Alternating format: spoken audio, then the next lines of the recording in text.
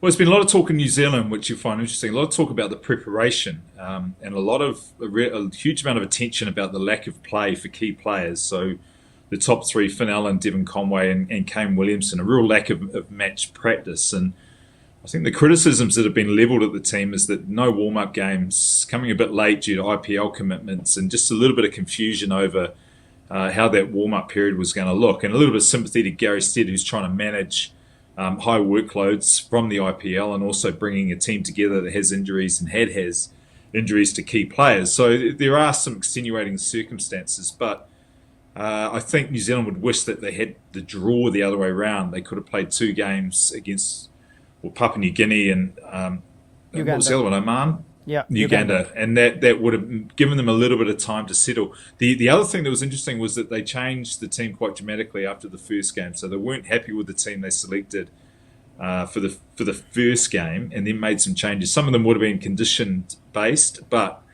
just that confusion and a little bit unsettled was probably the characteristic that came through of what's usually a really planned and usually really well disciplined side.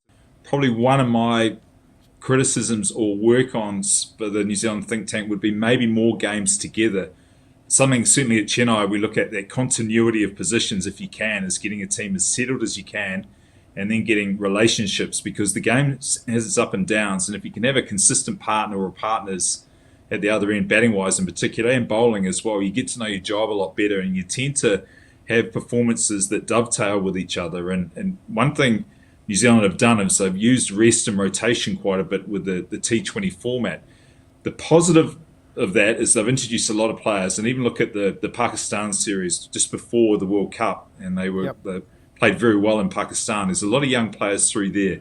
So the development of young players, introduction of young players, I'm not too worried about. There's some good talent coming through. It's now going to be managing the transition of this team that's done incredibly well with the young players that are coming through. So talent-wise, for once, I think New Zealand's in not a bad position.